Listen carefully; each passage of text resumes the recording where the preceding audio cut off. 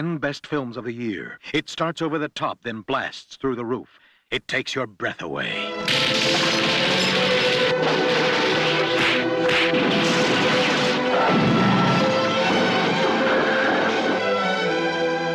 The damnedest thing I have seen in years, guaranteed to tingle the most jaded moviegoer's palate.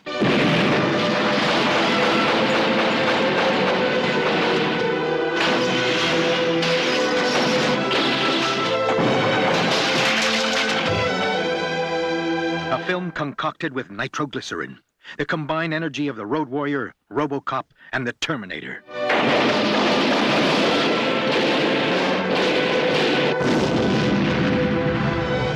The ultimate cop versus the ultimate hitman.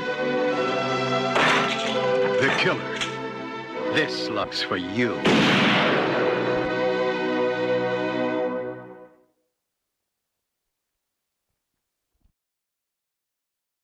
And there we go. That is The Killer with the one person that I needed on this one to help me out.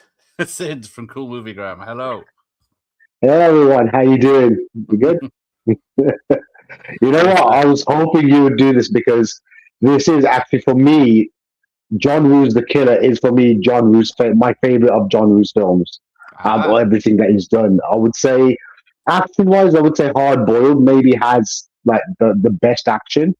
But in terms of like the just the film overall, in terms of storytelling and just the language of cinema itself, I think The Killer was John Woo's magnum opus. Like, because fun fact, this is the only time that John Woo had actually won Best Director at Hong Kong Film Awards in 1990, which is for The Killer.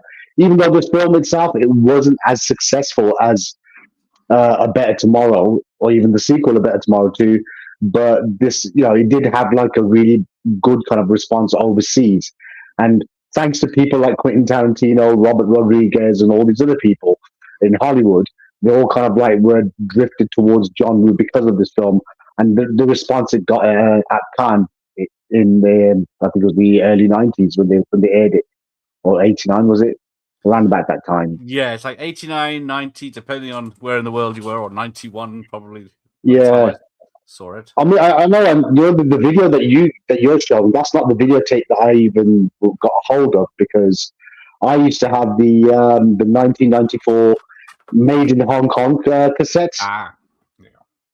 Yeah, that's the Columbia Sony TriStar one, isn't it? Palace Premiere, but yeah, probably. Yeah, Palace. I think Palace did it for the UK, but then yeah. I think Sony, Columbia TriStar did the video for A Better Tomorrow as well, the first one. But then I got Made in Hong Kong, which was like an independent British video label that was releasing a lot of Hong Kong movies from, like, I think they started in about 94, but then when it came towards when the Blu-ray, when the DVD market kind of started, that's when that label itself had vanished. And I think because that's when companies like Hong Kong Legend came about, and they were putting out pretty much everything that they had on VHS, like the police story films. They're releasing remastered DVDs of that, and even like the Jackie Chan titles, and even some of the John Woo titles, except for the first A Better Tomorrow, because that was with I think it's MIA Video. They had that one, and then so they released their non-anamorphic DVD. And it's actually a fun, but it's quite coincidental that we're doing this watch party for this film today, is because this is actually being given a deluxe release on the 20th of April by Arrow, and they've got like it's going to be on 4K and Blu-ray. And it's like a brand new transfer, so it's going to be looking absolutely amazing from what I've heard.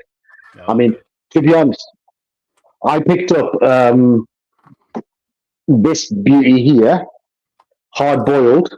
I picked the Arrow Deluxe box set for the Blu-ray, and trust me, the quality on this is just phenomenal. I watched the movie, went through the extras, and just the picture quality is just, the film has never looked this good.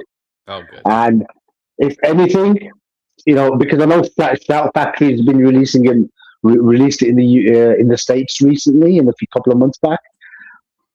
But everyone's saying how the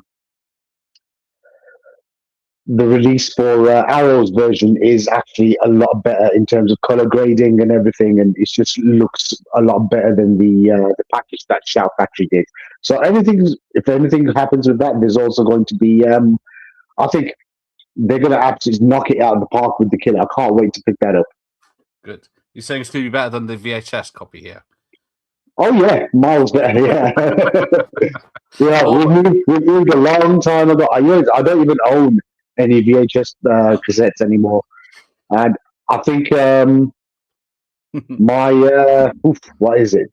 Yeah, I don't even have a VHS player anymore. So for shame. Right, say hello to everyone. Words and pictures here. Actual good film. So he thinks Famalian wasn't a good film. This is available on Plex. Aha. But there you go. Ian. Woo, yes, indeed. Classy tonight. Oh, I see. This is the level, is it? People are like a John Woo film, do they? Evening Mike. Hello, Kenneth. So, yes, you can vote for your favorites in the 1 for Hard Target, type 2 for Hard Boiled, type 3 for Blackjack, type 4 for The Killer. Which is your favorite of those? David Bowie, excellent director for John Woo. Then he went to America and made some truly awful films. Ooh, Face Off and Mission Impossible 2, both garbage. Oh dear. I actually liked Face Off. I thought that was Face Off and Hard Target were probably his best American movies, but the rest of them, even the remake of The Killer, which came out about a couple of years back. Yes, I forgot about that until today. Which was, it was okay. To be honest, the only good thing about it was Natalie Emmanuel. She just looked amazing in that film, and they had some decent action sequences, but overall, I thought the film itself wasn't really on that same level.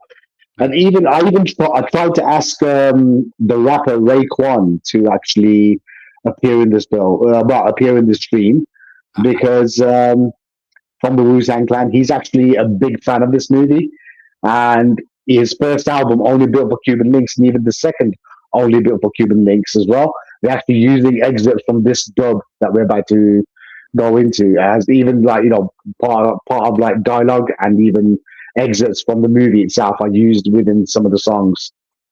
Aha. But I got no response. There you go. I bought the Killer last week on pre-order for 4K, and it's on Apple for $3.99. Here we go. Yeah, I'm waiting for the Arrow Deluxe box set, because they will also have the extended Taiwanese cut as well. It's on this version here I've got of The Killer, which is a fan-made custom Blu-ray from Hong Kong Rescue, no longer active anymore, I don't believe. And it is it's a good transfer, but not exactly 4K. And some people say it's not actual HD, but prior to the new releases, I think this was the best the film ever looked. And this does have the Taiwanese version as well, which is like a VHS strip. Oh, right. But because that version of the film was the first ever version of the film released, because even though we've had the church scene in this film for the opening sequence, the opening sequence in Hard Boiled, which is where you see Chayan Fat's Tequila playing the clarinet at a jazz club, he wanted that to be.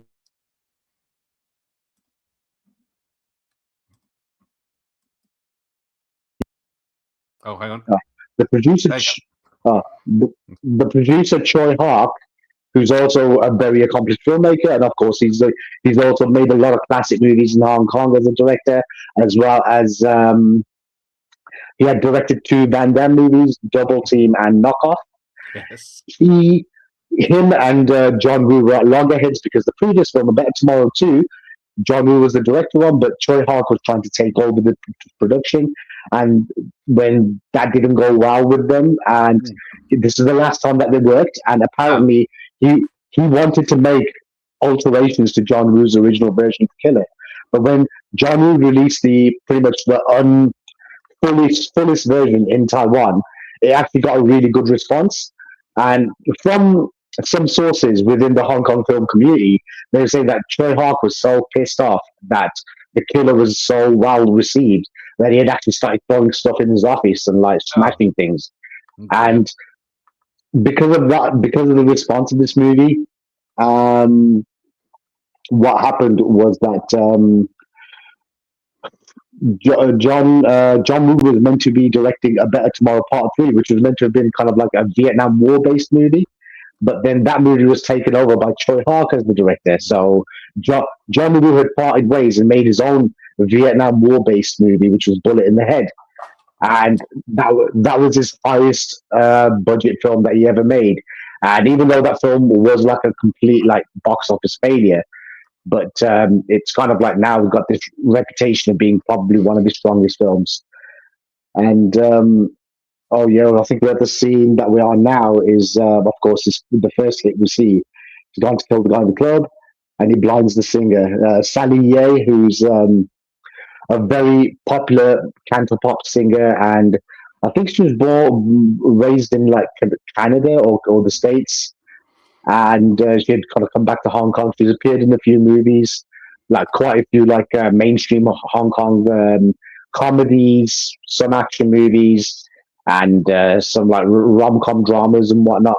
Okay. And she's also now she's currently married to a Hong Kong singer, a former actor and mainly a singer. His name's George Lam, and she had done quite a couple of films with Chow Yun-fat before as well.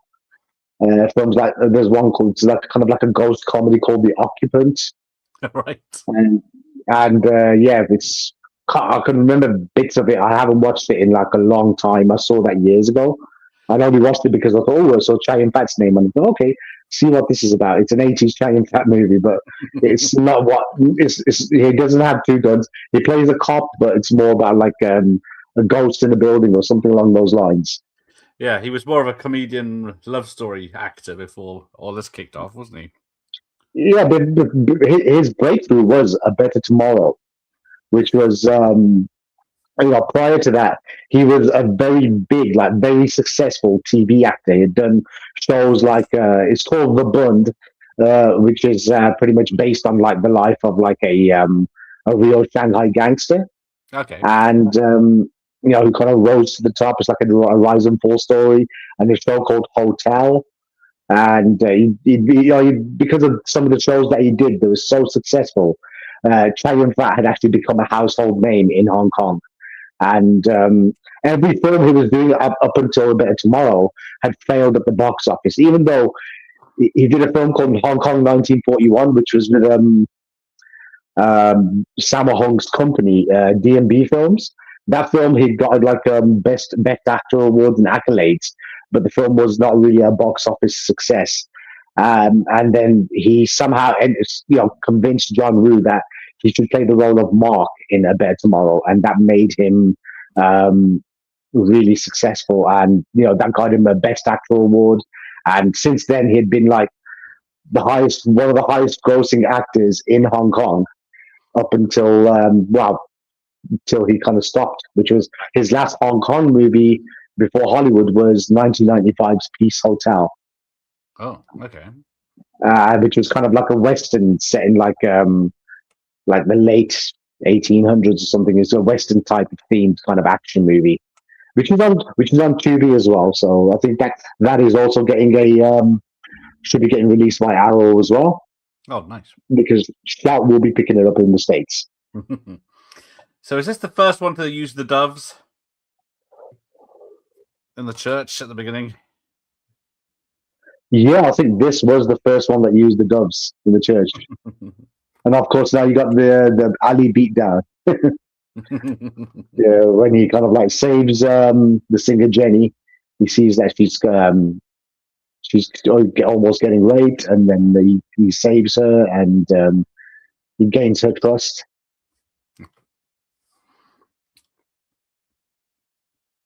And then, I mean, what I loved about this movie was the editing as well. I thought it was just so smooth.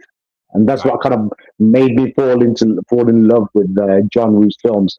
And coincidentally, this was the movie that when I was in my late teens, in my teenage years. I think I watched it when I think it came on. It came on Bravo the first time I saw this in like their season of Hong Kong movies. They played this, the Hard Boiled, A Better Tomorrow, Bullet in the Head, Chinese Ghost Story. They played quite a bunch of these Hong Kong movies, and they even came on Channel 4 afterwards as well. Late night on, I think it's Friday or Saturday night, coupled with some of Jackie Chan's movies, but of course, all in the original language. Okay. Yeah, I remember watching the late night TV ones when they were on. But yeah, you had to catch them. That's when we used to get things like the Sunday Radio Times or something, or like something like TV Guides to say, "Oh, that's coming on. Let's tape that movie." Or watch it over and over again. That's it. Or the Sky magazine. I remember that as well. Ah, yes, of course. Yeah, they were. I didn't have Sky, but I do remember seeing them listed. The occasional one. Got the cat jump scare. Oh yeah, the cat jumps down. Oh, yes. Now the Stallone's bullet of the head is nothing to do with the John Woo one, is it? No, it isn't. No, that was pretty much Walter Hill's one wasn't anything to do with John Woo's bullet in the head. John Woo's bullet in the head is about a group of friends who try their luck in trying to profiteer from war in Vietnam. And so they leave Hong Kong to go to Vietnam under circumstances, and then it's about their friendship kind of like going through a test, which was it's quite harrowing. But some scenes were pretty much lifted from like The Deer Hunter and some other like popular war movies. Right.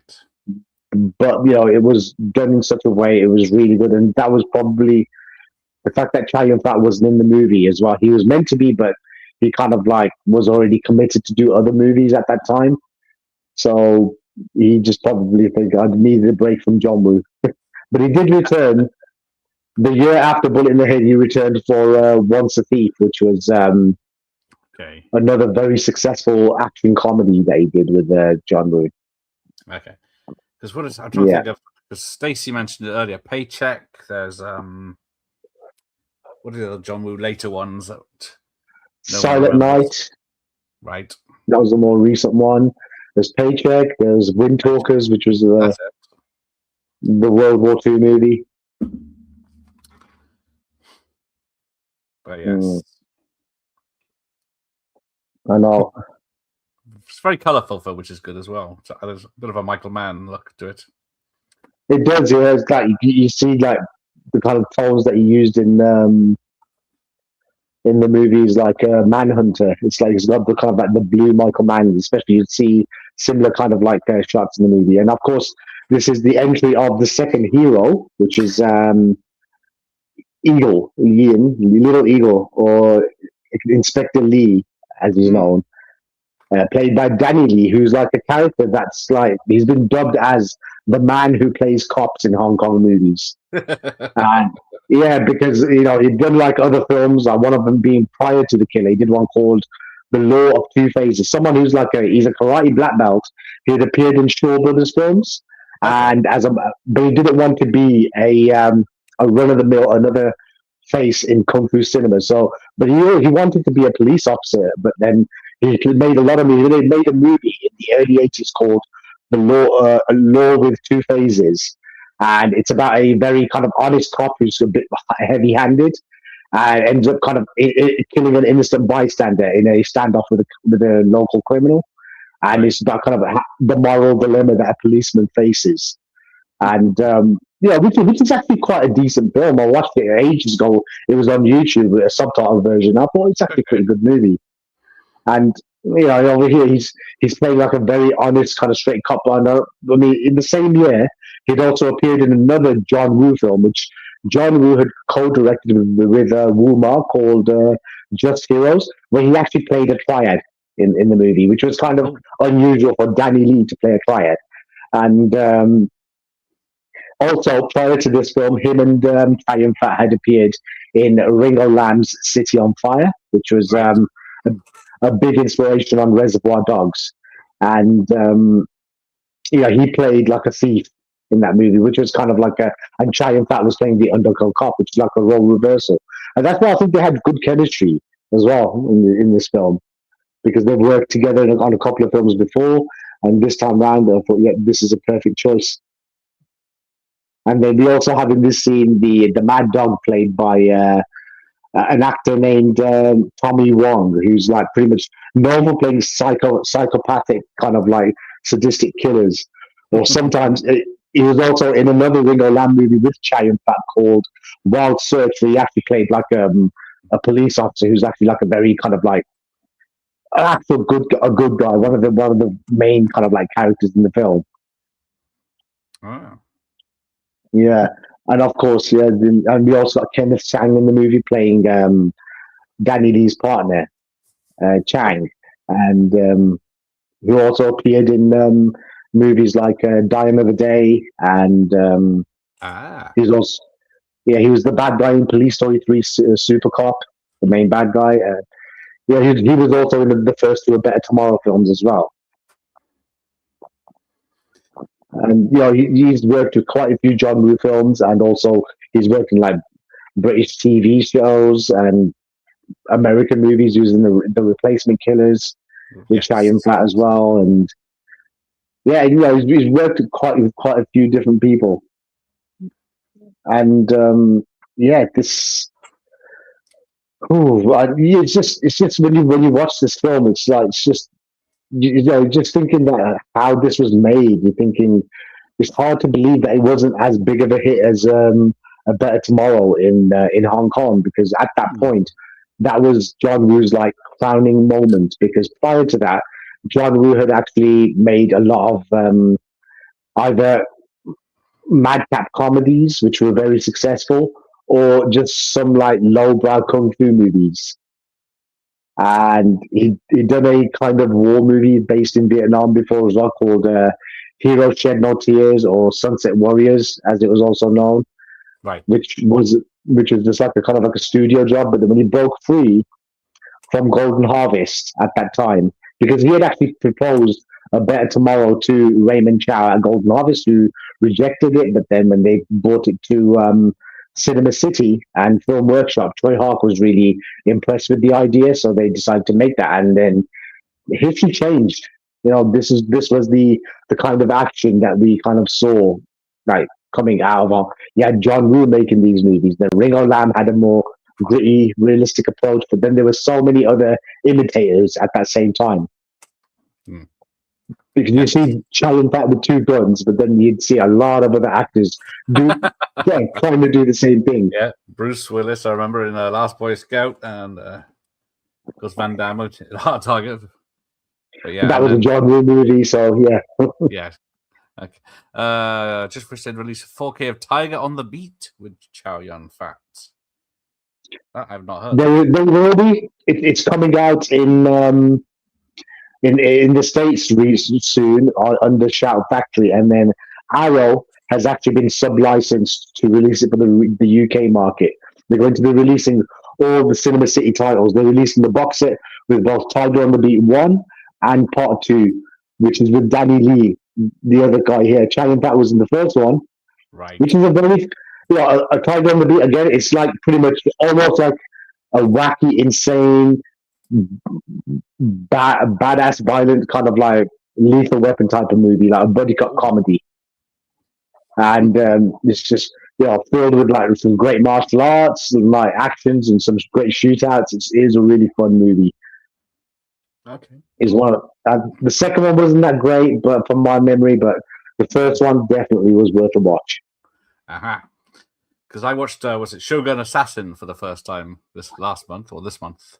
So yeah, wow, first time. Yeah, that was an eye-opener. I know. I think I've got the DVD here somewhere, which is of the uncut version. Yeah, this was video nasty back in the day. It was banned for a long time. Then they also released a very censored version of it on VHS, and then I think it was the late 90s they finally released the uncut version, and I just ended up picking up the DVD I found in Virgin Megastore, which was only going for like maybe £4 or £5 or something, and I thought, hey, I got some change. I'll just pick this up, and yeah. But then you can get a actual fully remastered version of it on Blu-ray as part of like the Lone Wolf and Cub kind of box, which I think Criterion put out. And yeah, but again, it is a great movie. It was mental, yeah. It's so just, maybe the start of Hong Kong movie series. I know a fan. So yes. Oh yeah, the Vipco, definitely. Yeah, they released all the video nasties. yeah, Vipco's Video Vault. That's the version I've got somewhere here, because thanks to the mention it got from. Oh yeah, there it is. Aha! There it is. Yes, I've got it down here in my bookcase. Shogun Assassin. This is the version I've got here, which is the which is the uncut version on Blu-ray, as it says on the back. But of course, that was more like an abridged version of the TV series, Lone Wolf and Cub. Well, the series of movies, Lone Wolf and Cub, which was just dubbed for the English language. And of course, coincidentally, that was also used in, which is Jesus Nichols. Hang on, you've just lost your The volume. title from that movie. Oh, it's back now. Oh, sorry. It's back. I've got a phone call. Okay, makes sense. Just a second. How dare they? Okay. There you go. Just good evening. Yeah, there we go. Can you hear me now? Yep. Ramon's here. Woo, top 5, Bullet in the Head 5, 4, Better Tomorrow, 3, A Better Tomorrow 2, 2, The Killer, and Hardballed at number 1. And there's Jeff. Good evening. So there we go. Yeah, that's a good pick. That's pretty much. I've always ranked The Killer as like the best one that he's done in terms of just overall. I think the story itself, but I mean, it's a very kind of you see a lot of like French New Wave inspiration from this movie, like from like other filmmakers that John Woo admired. You'd see his inspiration from Jean-Pierre de Melville, his movie Le Samurai with Alain Delon, which was a huge influence on this movie in terms of the style, and the character and the protagonist was very similar to his. And even this character here, it's like this film itself was also a really big influence on Luc Besson's film, Leon, the Professional. Yes. Yeah, in terms of like a very kind of solitary kind of assassin, which was pretty much like there were elements of that of The Killer in Leon as well. And yes, and on the boat scene, yes, yeah. And so just they filmed this at a real event.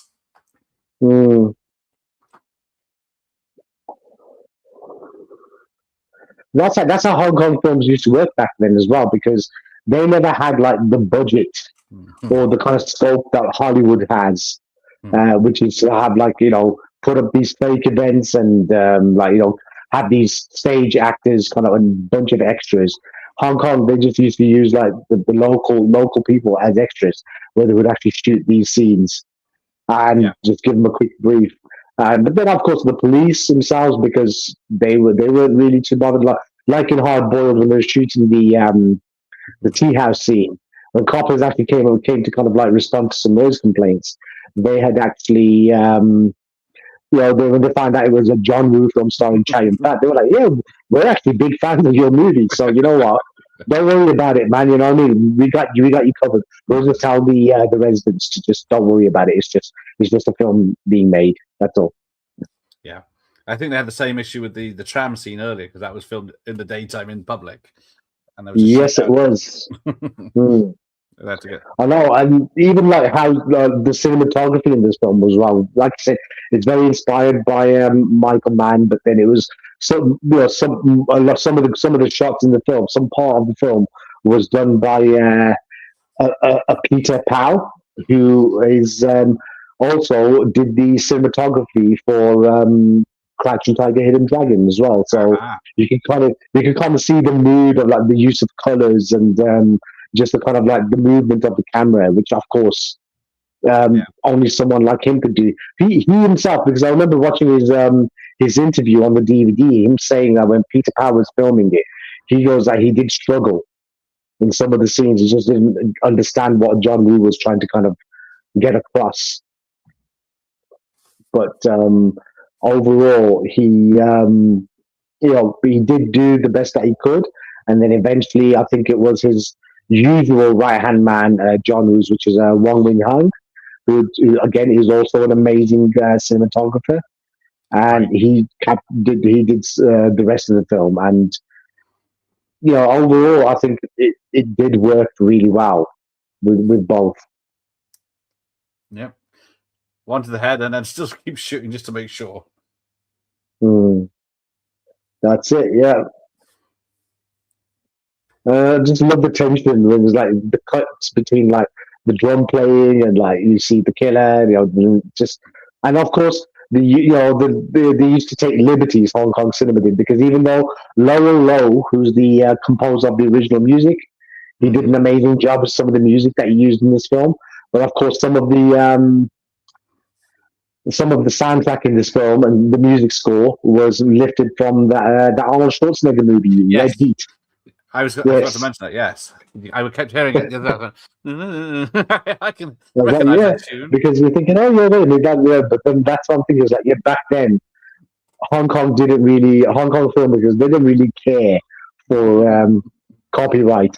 I mean, you might hear like, I don't know, it's like an old Jackie Chan movie called Magnificent Bodyguards. You'd hear like John Williams' Star Wars score in some scenes. You're like, yeah, they didn't give a shit. Yeah, the Italians were the same. They used Star Wars, Raiders, Terminator, or any music they wanted. Oh yeah, definitely. Sometimes you might use the Halloween theme as well. Oh yeah, definitely. Here we go. Speedboat chase. Take a shot. Now, I was tempted to do a video where counting how many bullets get fired from the gun and how much the actual gun holds, but I think I'd go mad. You would, I mean, especially not just with this, but with Hard Boiled, which is, I think it was in the Guinness Book of World Records with being the film with the highest number of times a gun was fired. Like, wow, only John Woo can do that. Yes, I think the church shootout at the end, they 40,000 blanks or whatever bullets. Yes, it was. I could imagine, but then of course, I don't know if that is the official count for the Hong Kong version that we're watching. Well, exactly. Yes. Because in the Taiwanese version, which is a much lower quality because there's no actual HD source of that film available, but that version has like some extra shots of the actual in the church shootout as well. But of course, this is more trimmed down for the Hong Kong audience, and so it is a much shorter film. There are some more scenes, but I just think this version of the film, I still think is the best version that I've seen. All right. There you go.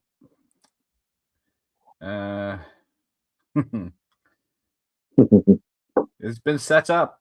Watch out. But yeah, look at that. Cool. It's funny because I was talking to someone in the forums not long ago about how I would love to see how in this film Chow Yun-fat's character saves that little girl, and you have him saving the baby in Hard Boiled. I was like, just imagine a crazy movie where you see that the baby that he saved in Hard Boiled and the girl that he saved in The Killer, eventually they're grown up in the same universe. That would make for an absolutely crazy movie.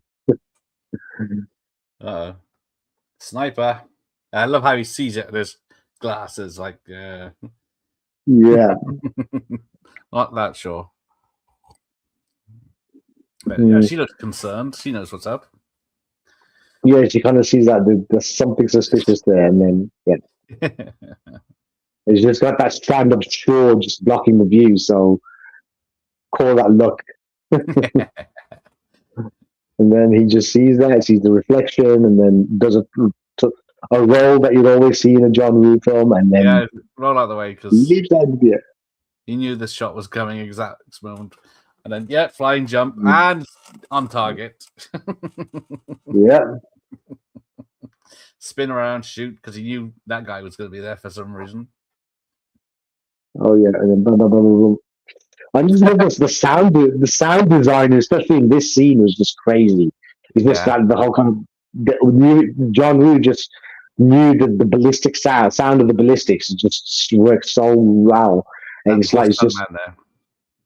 And of course, yes, the one that just smashes into the logs as well, and that was just crazy. It was like, wow, only John Woo could do something like this. It's like it's just a signature that he had. The great use of squibs. Yeah, this was before they had CGI blood squibs. God, they just I just find them so bad. Yeah, CGI it doesn't. I mean, it's like that's one of the problems I had with that movie, The Expendables. It's just the CGI blood. It was so annoying. Yeah. And it's like, yeah, blood's coming out, but then you don't see any kind of like residue of the blood after the shots or anything. No. I mean, it's the same thing with horror movies when they have the gore effects and all. And today they just replace that all with CGI, and it just doesn't look as kind of creative anymore. I mean, look at like the original Evil Dead, and then just compare it to something more modern after that, and you're like, yeah, the original Evil Dead was made on a shoestring budget, but it just still looks so amazing. Continuity be damned. I know the cleanup is a pain, but still, it's worth it in the end. Oh yeah, it was. But then that was the whole price of it. You're making a great movie, so you want it to look the best as possible. But yes, I'm not sure. This poor girl.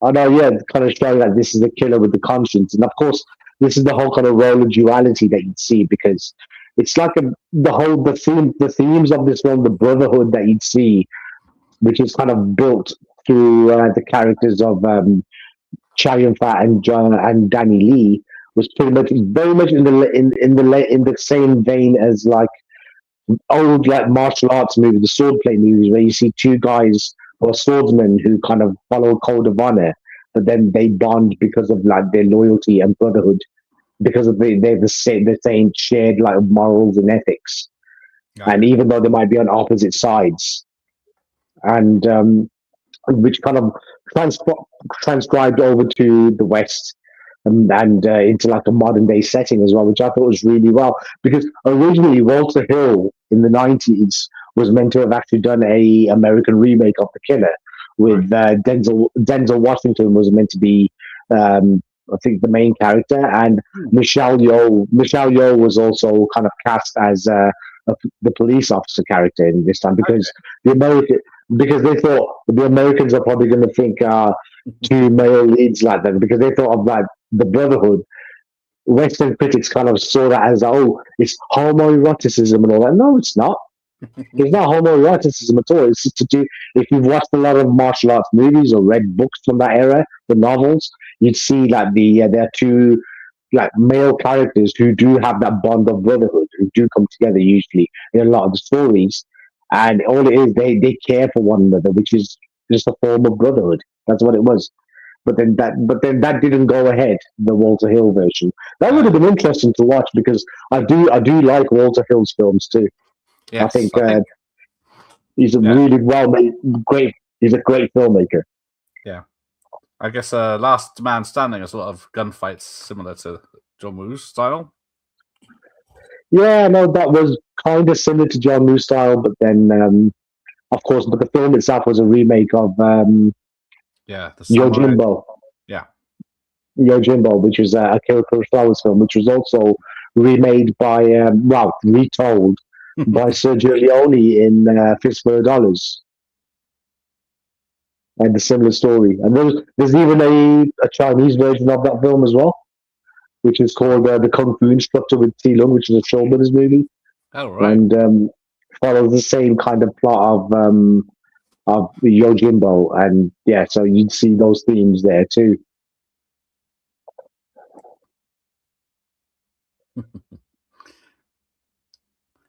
mean, that's one thing I really liked about it, though, because it's one of the things that John Woo also has in common with Sergio Leone is his use of close-ups of like the characters' faces in scenes.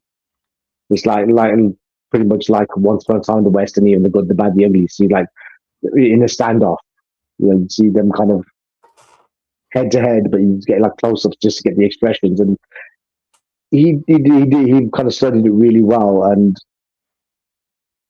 I guess it's like, because that's what I mean. It's like himself, um, John Woo himself had even said he'd actually got a letter from Martin Scorsese when he saw this film, who praised him on like the end shootout in the church. He said that it was just absolutely amazing cinema. Yes. Isn't this dedicated to him, to Scorsese in some points? I mean, there isn't even a homage to Scorsese later on in this film, which the scene is about to come up. And you see how it's done, because, of course, one of the main influences of John Woo, one of his biggest influences, was also Sam Peckinpah, who's again, who was literally known for being kind of like a visual madman. He was a mad genius. Oh, this is when he's at the club, and he sees the killer, and it was just the transition, the fades. I mean, I thought he did really well in that movie. But now, of course, this is the scene we're coming up to now. And this, at one point, this used to be my favorite scene in the film for a long time. It's just, that's one of the things about like Chow Yun-fat. It's like he's one of those very few actors that even sometimes when he's got a scene where there's no dialogue, he's able to emote with his eyes really well. Yes, definitely. And his expression, and like just you can understand what the character is kind of is facing at the moment. I think the last time I saw him in a film was one of the Pirates of the Caribbean film, wasn't it? In the West, yes, that was his last Western movie. But then he has actually gone on to make quite a few films in mainland China and Hong Kong, and which have been quite successful. And he even did one called where he played a negative character called Cold War 2, which was like kind of like a film based around police and corruption, and which is like kind of it's very successful with like a big ensemble cast. Yeah, but he's not jumping around two gunning it anymore, though. No, that's the thing. He's done that. That's his two gun phase. Is kind of like that was back like in the 80s and some part of the 90s, and then he tried to break away from it. And of course, and we have this actor here, Chu Kong, who's he's like a veteran. He was like a matinee idol from like the 1950s and 60s in Hong Kong. He was like a very kind of like a romantic lead a lot of the times, or a dramatic actor. And then, of course, John Woo still used him in this film, and also in Once a Thief as well. And he's playing like the character of the handler. Right. Is that John Woo's cameo coming up? I don't think John Woo had a cameo in this film. Must be me then. Yeah. I thought it's the guy he has taken out now. There's a bit, but might be just his brother. So what is your favorite scene? That you mentioned. This was your favorite scene. What is your favorite scene now? I don't know. It used to be my favorite scene was the shootout in that happens when he's face to face with the killer. Right. And when the killer when Chow Yun-fat's character gets double crossed by his handler, that shootout was my favorite scene, just because of like the intensity that you have in that, and just the shots, because it's quite like a darkly kind of like dark color schemes with a bit of light, and it's just the camera movement and like just the the choreography of the action, I thought was just absolutely amazing. Yeah. And right now, that always was. But now when I look back at it, I think, my favorite scene now is as I got older. I would say my favorite scene was right now is probably the the scene where you'll see how Channing Fat's character and Danny Lee's character, after they've kind of survived and they meet and they sit down and they kind of like just talk about their similarities. I actually like that scene a lot more now. And I thought that was actually kind of like a great exposition scene, and it kind of pieces the story together as well. And then, I mean, what I also love about this scene is just the use of like the red color, Oh, especially when you see this the silhouette of like Channing Fat just kind of standing there, leaning against the side of like of a door frame, and then then just kind of cuts away, like he disappears, like pretty much like a ninja. It's like it just takes one person to move across, and then he just disappears. Then we get this bit, the changings later.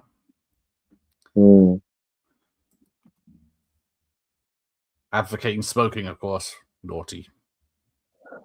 Yeah, I mean, mind you, it's like even in John Woo's A Better Tomorrow, the first time we even see Channing Fat just looking dapper with slick back hair, like wearing designer shades and a really fancy suit, and he's just sparking up a cigarette. That's it. Yeah, this is the scene with him and the legend, the veteran actor Chu Kong, and I just love this. I just love the whole setup of this scene. And even the English dub was actually pretty good in this scene as well, which was also used in excerpts of this was also used in the Only Built for Cuban Links albums by Ray Kwan as well. Aha. Yeah. I haven't got my money yet.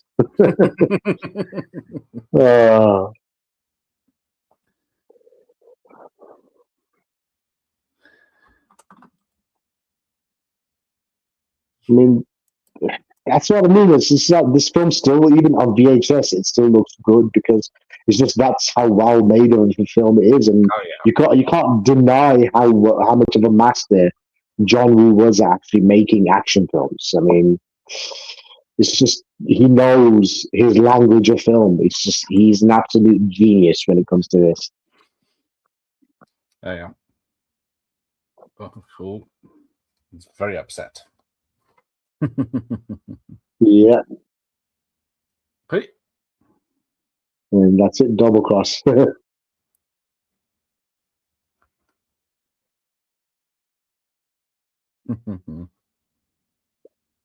Oh.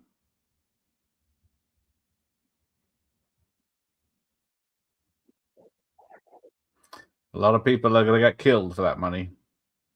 Yes, and this shootout was my favorite. Like, this was my favorite scene back in the day, and still is one of my favorite moments in the film because it's just the whole kind of the editing, especially the way it just kind of like, we've got the bullets, just drops them down. Yes, this gun's got the bullets in it. Exactly.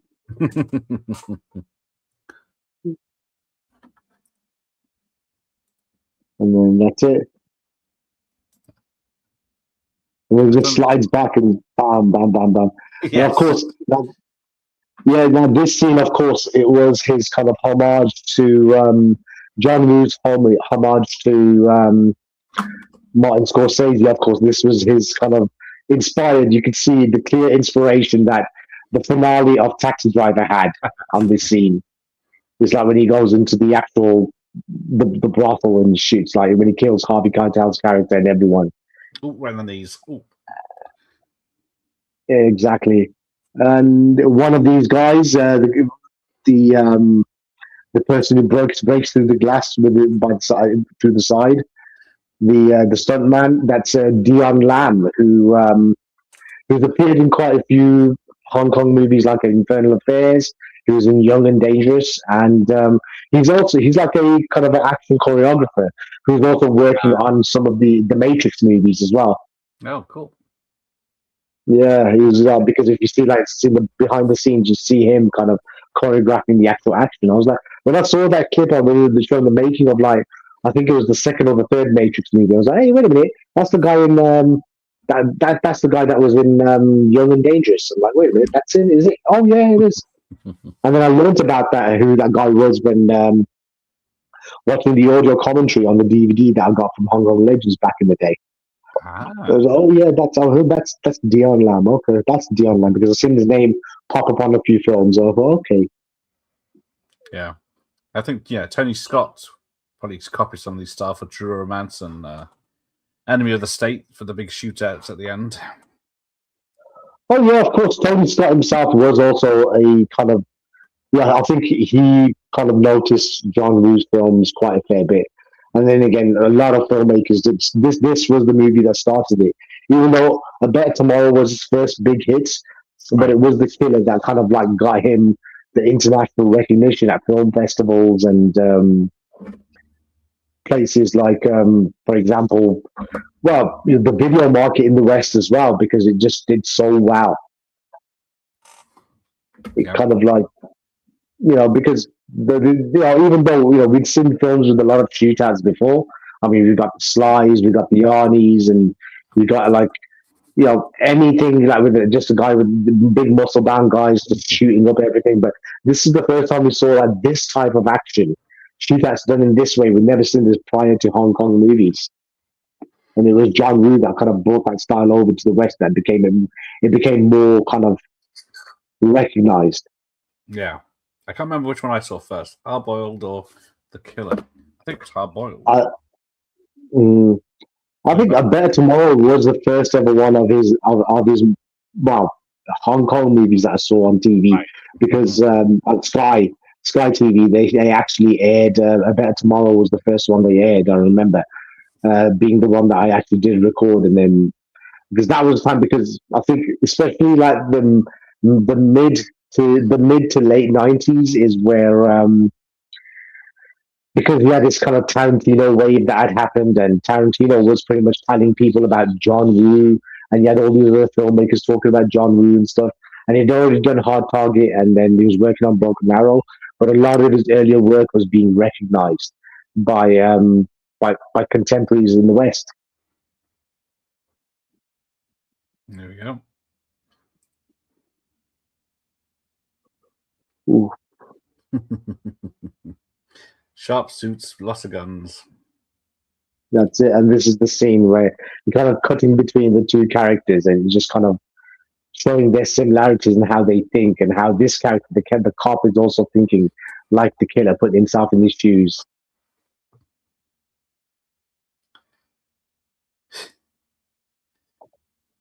Uh-oh.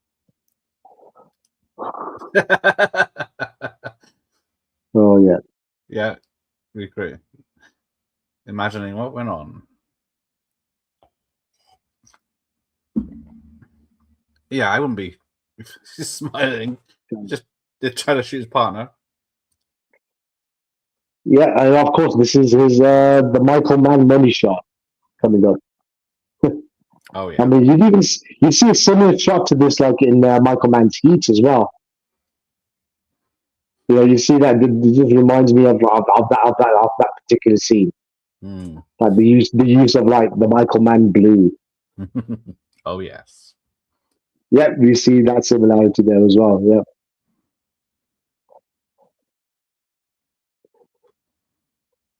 Yeah. Hang on. Someone's slating Broken Arrow here. I won't have it.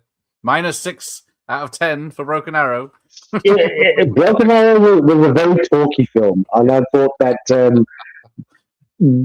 I could understand the circumstances, that because even though Hard Target was a success, but then it just wasn't really something that put trust in studios in Hollywood to let John Woo make a film. But then he only did that just to kind of show he can make a very studio safe movie.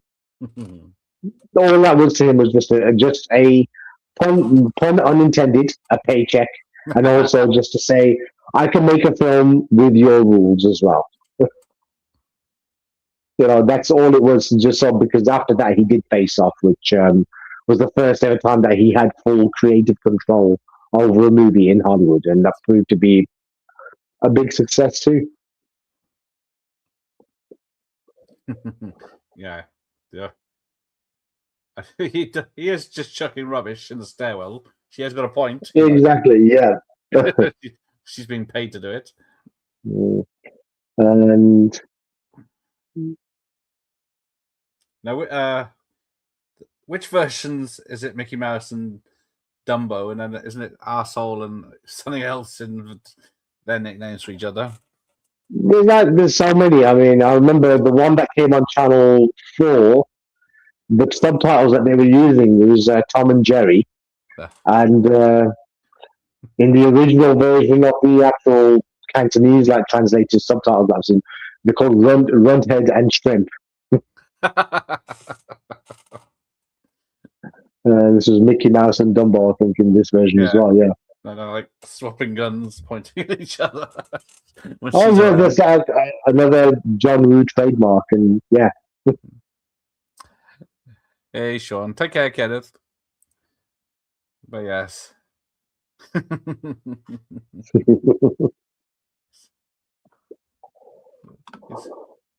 He's my friend.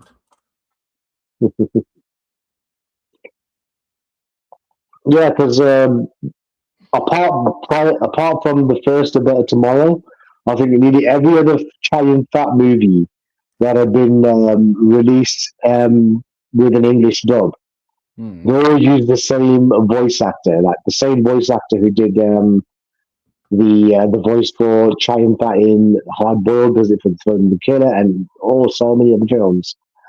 And yeah, I forgot the guy's name now as well, and because on some of the Blu-rays that I've got, like the Tragic Hero and Rich and Famous double box set, he has an interview where he explains how the dubbing kind of like market used to work within Hong Kong cinema at that time, and like how he became involved, and he had to become like Chai and Fat's official English voice. Oh, nice. Oh, just a second. I don't know when it's plugged, but don't know why my battery's going down when even the charger's plugged as well. Like, what the hell's going on here? I'll have to try a different. Investigate. Just a moment. Well, spy on your background. Oh.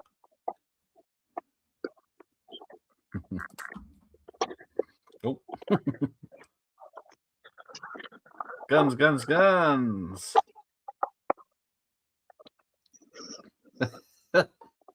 His poor partner has a gun on him all the time. I know. Yeah, it's interesting how like the actor Kenneth Sang is actually playing like a police officer, because he's pretty much been known even since like the early in like the 50s and 60s. He's even earlier on in the 70s and whatnot, in TV shows and like even older films and whatnot. He's always played like a negative character. Mm-hmm. And even later on, like he was in Police Story 3, he played the character Chaibat, who's like an international drug lord. Yeah, I thought I recognized him from some Chan films. And of course, he played like a corrupt Korean general in Die Another Day, like North Korean. The other one. Yeah, and I can see uniforms somewhere. Him playing like a good guy, because he was a very effective actor in terms of playing a negative character. But then even in The Better Tomorrow 1 and 2, he plays like the character Kim, or dubbed as Ken in the English dub, and he's actually a very kind of positive character who's like the owner of a taxi company who kind of takes on ex-cons and gives them work, and like he kind of plays a very kind of sympathetic human character. And I thought, yeah, he's actually quite like a very multi-talented too. He's like, he can play good characters and bad characters, but then when he plays a bad character, he plays it to the T. Oh, right. It's called Randy, I think, in this English dub. Yeah, I haven't watched the English dub in such a long time. I think I only watched it once in English dub when I got the collector's edition DVD. I watched the one just because I thought, I'll see how it fares on the English dub. But the English dub ain't too bad for this movie. But then, I think so. for me, I'm still like I still prefer watching the original language version. I just prefer. I'd rather watch it with subtitles So because yeah, it's just kind of it's just a better watch. yeah. Written and directed by John Woo, 7.7 on IMDb. Came out in America in 1990, Taiwan 89, and the UK August 1990. Then I think it must have been a small kind of one of those art house releases. It wasn't a mainstream commercial kind of like release yes. because I remember watching a stream. I think it was Ultimate Fight Plan. Steve, he was showing telling how like he saw. I think it was in the late '80s. He had actually got to see Armor of God being screened at like one of his local cinemas. All right. But then I think that was the English dub as well. And then I think, but then not many people knew about it because back then it wasn't, those kind of movies weren't really big mainstream things. It was, the main audience was on VHS for the Hong Kong movies. Yeah. Oh yeah, this is when the other killer comes in. Yeah. Yep. Nasty bastard. Yeah, he appeared in a lot of other Hong Kong movies as well. He's like a really kind of like quite a well skilled stuntman as well. He's he's the guy that the first ever time we saw Cynthia Rothrock kick someone's ass, that's him. Aha. In the movie, yes, madam. That's it. He was in Yes, Madam.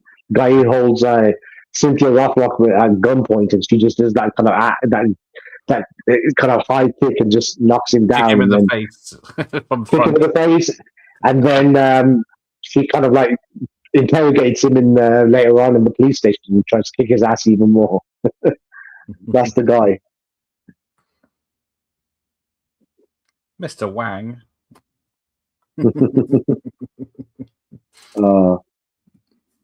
Oh yeah, the villain in this movie as well, the guy Shin Pui-on, R.I.P.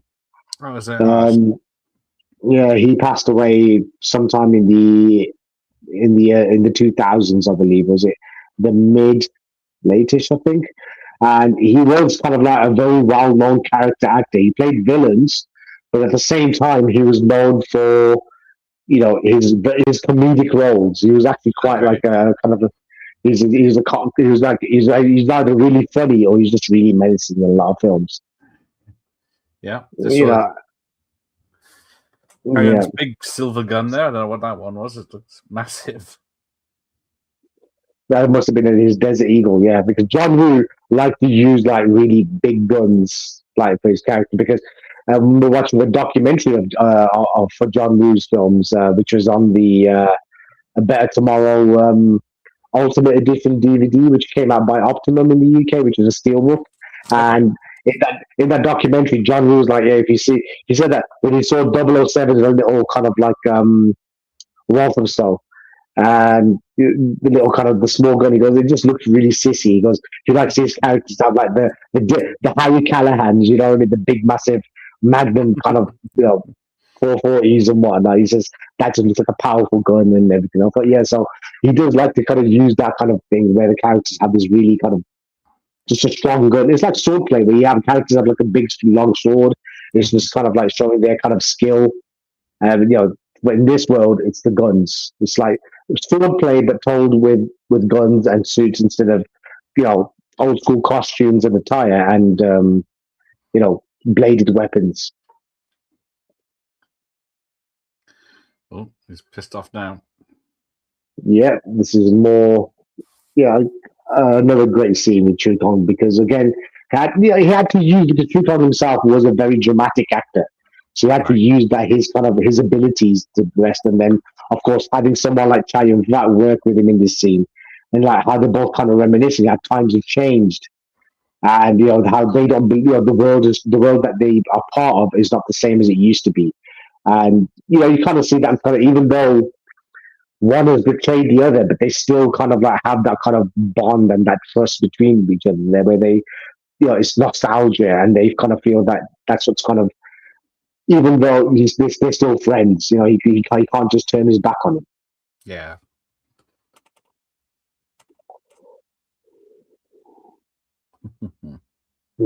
I am so looking forward to the Arrow video release of this film, because it's going to be fantastic. I know that it's going to be amazing, because on I think it's Tubi, they have the some of the John Woo films, like the A Better Tomorrow trilogy. They got they got The Killer.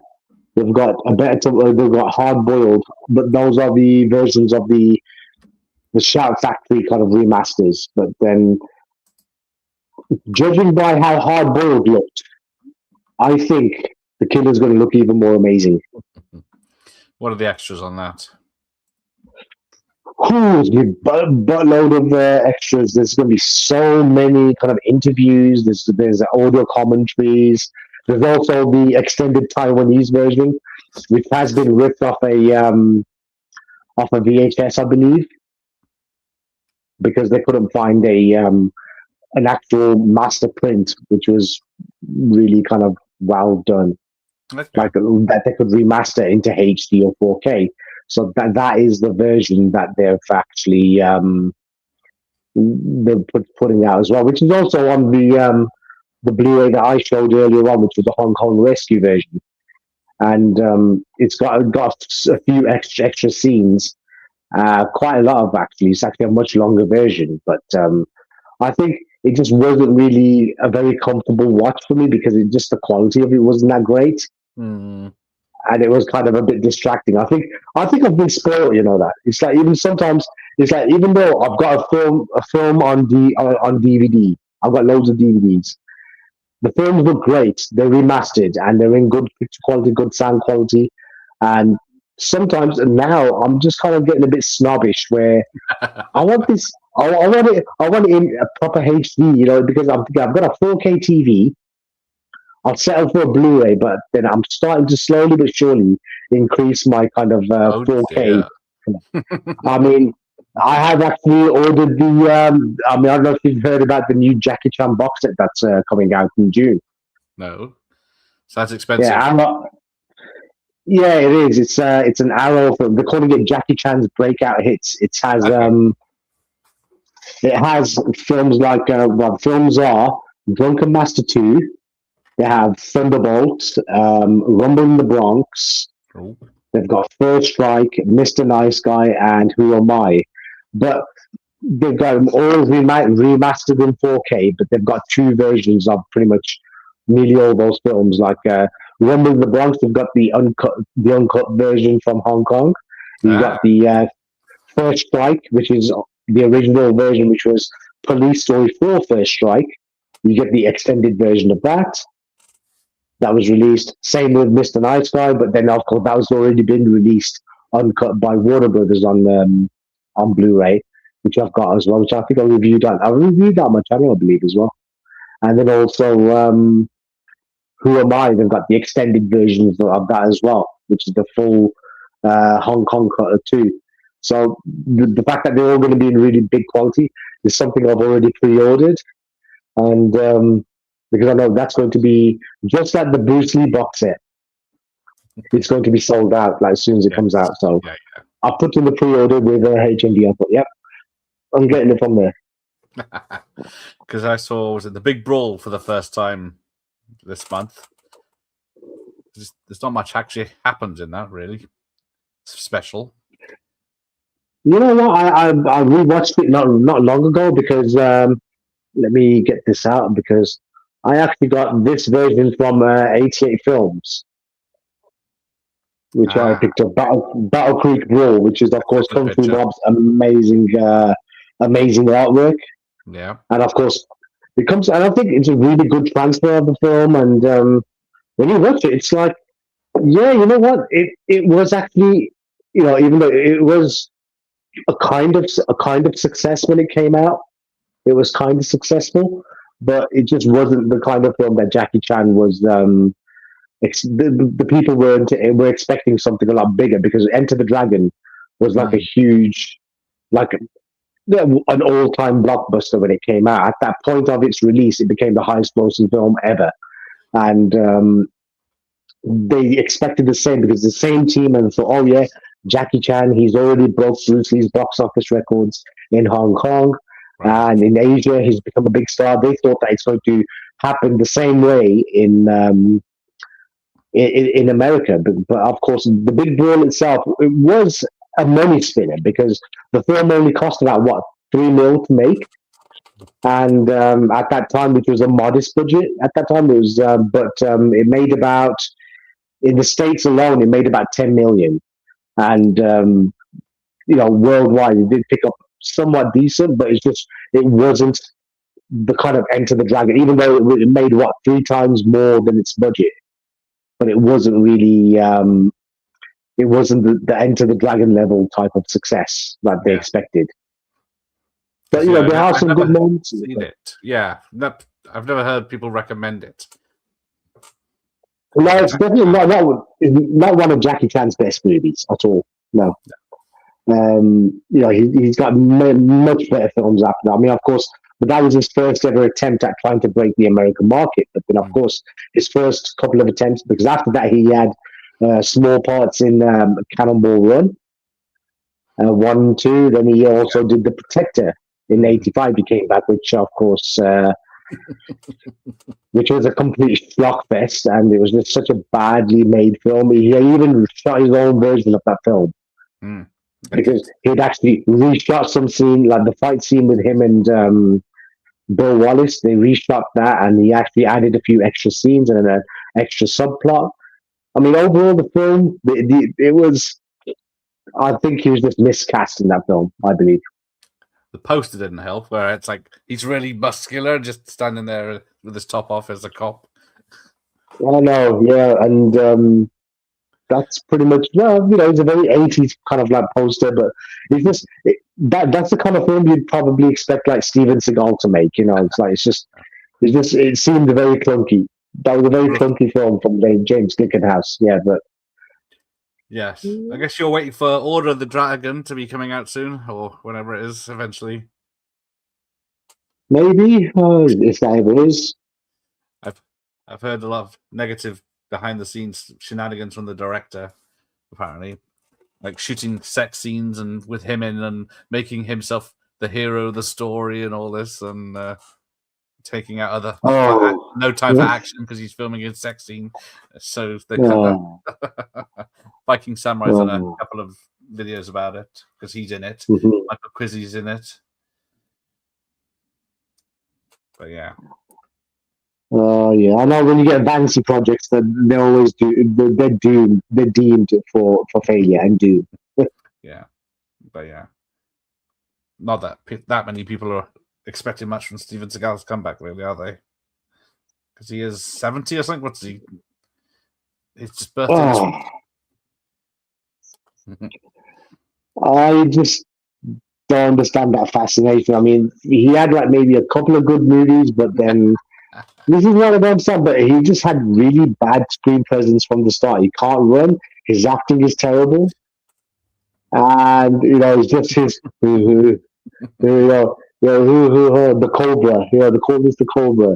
And I'm like, it's just, he's become like a meme. He's become a joke. And it's just kind of criminal to see how at the same time when Steven Seagal blew up, I mean, the fact that I can't believe studios didn't give what's his name, Jeff Speakman a bit more of a chance as well, because I thought he was great in the Perfect Weapon, and to be honest, I know Street Nights gets quite a lot of flack, but I actually enjoyed that movie too. But he had presence about him, and he seemed to handle the dialogue delivery pretty well. And, he, again, a very skillful martial artist, both on and off screen. He handled fight choreography pretty well. And he could have, they could have made him a big star. But, I mean, he was meant to have been in Speed. Yeah. But then, of course, when studios changed over, they decided to just recast it with Keanu Reeves and Sandra Bullock instead, because it should have been Jeff Speakman and Halle Berry. Yeah, financially probably worked out better for them, but yeah. Yeah, they did, but I think Jeff Speaker should definitely have been given more of a shot. I mean, this is the scene where, like, he gets shot in the neck and he's still driving, and I'm like, Yes. wow. Yeah, This this is only something. This is the only time that you'd see, like, it's only in Hong Kong cinema you'd see this kind of madness. The guy's bleeding from his neck and he's still trying to drive a car. I'm like, wow. Yeah, because it looks like he's got his head blown off. Yeah, it's like, GBLA, eat your heart out. This is how you drive. And a good old Cortina. Oh my days, yes, the Cortinas, the Ford Cortinas, man. Wow, my dad had one. Yeah, my dad had one too. Yeah, my dad used to have a Capri at one point as well. I remember I used to love that car. I bet The I old want one now. Capris. You know what? The old Capris, I would love to have one. The new ones, not so much. No, they look rubbish, don't they? They look They just generic. They just look, yucky.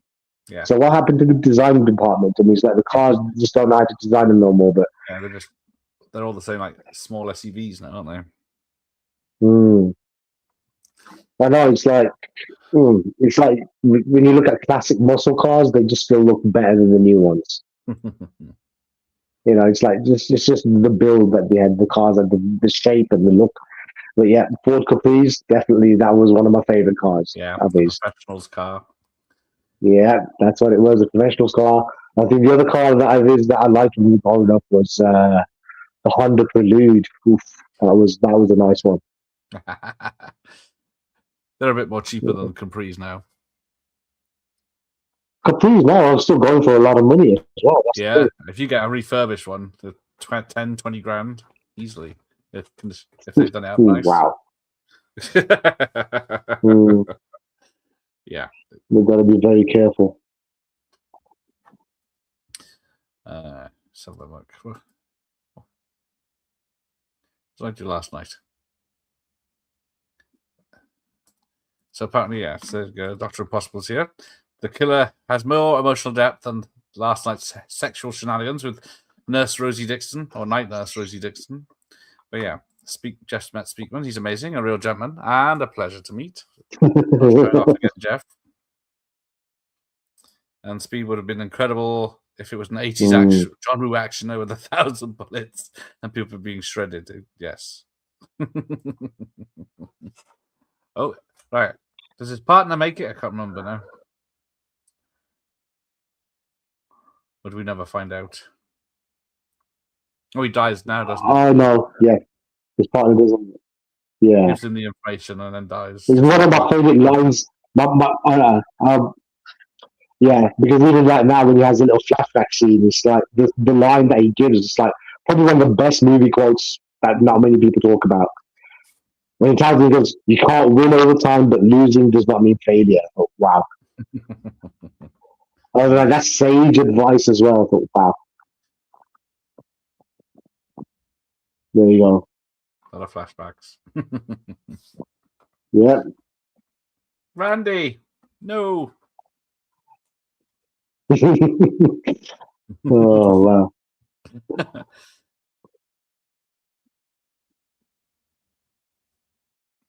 When the Cantonese version is called Changye. Yeah, because what is this? How many different languages? Cantonese, Mandarin, Japanese, and English. The original language was Cantonese, being that this was a Hong Kong movie.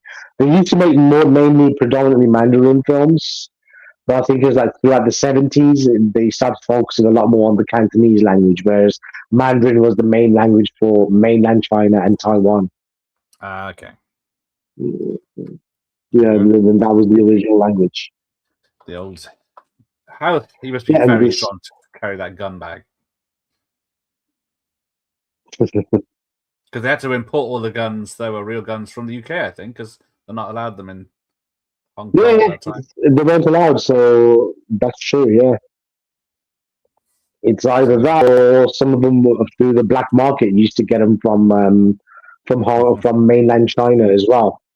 Because there was a gang of like, wow, they're called the Big Circle. People used to refer to them as Big Circle. That was operating in Hong Kong during the 80s, especially in the 70s and whatnot. And these were all people from, they call them Big Circle because they're coming from around like villages in mainland China, around the Guangzhou area. And they were all former military. So what these people used to do, I mean, they used to actually either smuggle guns, and they used to actually come to Hong Kong simply to commit robberies and then just make a few bucks from the robbery, and that's all. And there's actually a film which is based on this as well, which is called The Long Arm of the Law, which was a 1984 film. Some people say that was the first time you saw like the John Woo type of movies. That was the kind of the precursor, which is a landmark film in Hong Kong, but definitely worth watching. Which is out on Blu-ray by 88 Films, I think. Yeah, got it here. Yeah, it's all the way up there. Yeah, so right at the top, but yeah. So there's 3 stunt coordinators on this film. No stunt credits to anyone on the IMDb, even uncredited. So yeah, bless them. Yeah, because they probably didn't have a list of all the stuntmen that John Woo used in this film, because there's so many. It's like, it's like just. I think Tung Wai was one of the choreographers for this film, I believe. Again, Stephen Tung Wai, is there? I don't know, because it's got Bruce Law, Chi Ho Lau, and Su Tung Ching, if I'm pronouncing that right. Ching Se Tung, that's it. Ching Se Tung was the one. Yeah, because Bruce Law was he's like a car stunts guy, so he did the car stunts. Yes. And Ching Se Tung, he's also a very talented filmmaker. He is actually like a martial arts choreographer, really. But he's also done like John Woo's The Killer and a few. He's worked on some of Jackie Chan's City Hunter movie, and of course he's mostly known for directing that movie Duel to the Death, which was his debut, which I thought was an absolute classic. And he's directed A Chinese Ghost Story Part 1 and 2. I think the third one as well was his. He's done like, he's like a veteran, and he's a very well respected like martial arts choreographer. He's known more for his wire work, like he did the movie Hero with Jet Li, and House of Flying Daggers with by Zhang Yimou. And yeah, he's a very, you could see that kind of aerial ballet kind of feel that Ching Se Tung gets. And of course, this is the street lights in the house. Yes. Where they come in rolling on the floor, then shooting and jumping into trees after they've been shot, and jumping into the wind. Yeah, I mean, this is just like, again, this is just mayhem. That John Woo, rolling out cars. Wow, it's just, it's just amazing when you see these Hong Kong stuntmen, how they used to do these stunts, but then with very little safety. Yes. They never had those kind of regulations like the American Stuntman Association. They have these rules and the union saying you have to have these safety measures in place. Hong Kong was like, oh yeah, a bit of martial arts. Don't worry, you'll be fine. This is the stunt you need to do. Jump from here, roll out this moving car, jump when I say jump. You know what I mean? Don't worry. You're bleeding, lad. Don't worry, walk it off. You'll be fine. You know what I mean? That's what it was. You're strong. You're strong. I mean, it's like when you look at that, how these people made movies back in the day. It's just like, I thought this was the bloodiest scene in the film. I think it's just, especially that kill with the knife, and then just it's just the impact that the bullets are having. It's crazy. But the one thing that always made me laugh is like, when you see like Channing Fat Dead shooting with his Desert Eagle and whatnot, and then you see Daniel Lee just kind of reload the 38 with with 6 bullets. And I'm thinking, what's 6 bullets gonna do against all those guys? I wanted to think that. I thought, well, how is that going to kind of like defend you against guys with machine guns? Pow, pow, pow, pow, pow. Oh, I'm out. Oh yeah, and it's just again, explosions is just another big thing for John Woo as well. He handles really well. Can't blame him. So mostly, unless we talk about his return to Chinese cinema, which was Red Cliff, and I actually read this in the news about when it was being made that one of the explosions had actually killed a stuntman as well. Oh. Which was a bit like, wow, and I'm thinking, damn, you're thinking that was a big budget Chinese kind of epic, and then they still had that kind of craziness involved, and I thought, wow, sometimes it's just, you're thinking these guys go through hell. Yes. Just literally just to make a movie. I'm thinking that's how they make their movies, and I thought, wow. But it's crazy how Hong Kong cinema has kind of slowed down in compared to its that period itself was the golden era, because you had prior to it you had the Shaw Brothers and the Bruce Lee films, but then of course after Bruce Lee's death and Jackie Chan emerged with the Kung Fu comedy, but then when he transitioned over to Golden Harvest, he kind of left the traditional movies and went towards more modern day settings. And then you had the John Woo films come out, like you had Cinema City, which was making more modern day kind of films, by the action and contemporary comedies. And you had Sammo Hung, and you had all these different kind of these different filmmakers, and you had the Hong Kong's new wave, as they called it. You had all these different kind of select filmmakers that came out, and they had just had their own style, and that's why I'd say from the early 80s up until I would say around about the mid 90s, that was the golden period in Hong Kong, because around about that time it was where Hong Kong cinema had actually the main stars, where you had people like Jackie Chan, you had Chow Yun-fat, you had Stephen Chow was the only still active one there, who was a very successful comedian. And you had Jet Li and all them, but apart from Stephen Chow, but Jet Li, Jackie, Michelle Yeoh, Chow Yun-fat, John Woo, they were all kind of moving towards Hollywood, and there wasn't that many kind of big buzz around Hong Kong at that time as well, which kind of slowed down. But then also piracy had killed off a lot of the industry and the box office as well. And it's a shame, because Hong Kong itself was kind of considered as the Hollywood of the East, which was rightfully so. It just had so many great.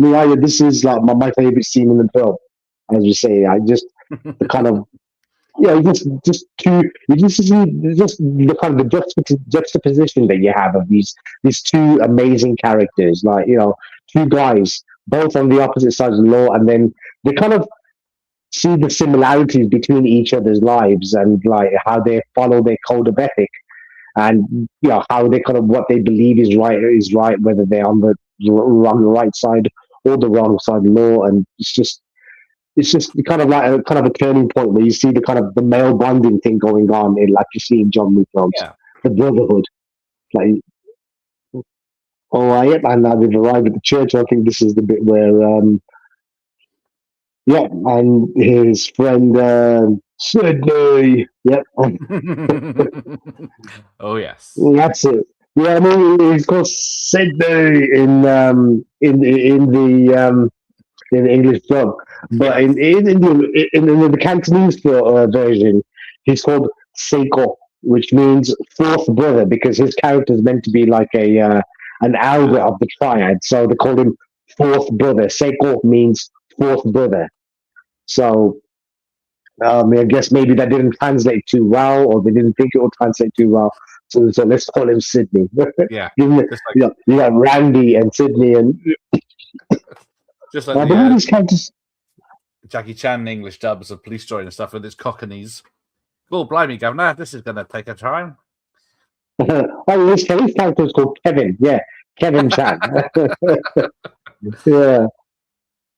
And then even Drunken Master, the English dub, his character is Wong Fei Hung, which is a very famous true life martial arts master that Jackie Chan plays. And his father was Wong Ki Ying, who was also a real life martial arts master back in 19th century China. And in the English dub, his father's called Robert Wong, and he's called Freddie Wong. Yeah, Freddie Wong, Freddie Wong, Robert Wong. It's just crazy. Oh. Yeah, this beating's brutal now coming up. Yeah, this is a very much a staple in John Woo's films, especially his Hong Kong movies. One of the characters always gets like a brutal beatdown. Like in A Better Tomorrow, it was Chow Yun-fat who got like the brutal beatdown. Better Tomorrow 2, it was Leslie Cheung. In The Killer, it was Chu Kong. And of course, in Hard Boiled, it was Stephen Tung Wai. You got the brutal beatdown, then shot and thrown off a bridge. Yeah.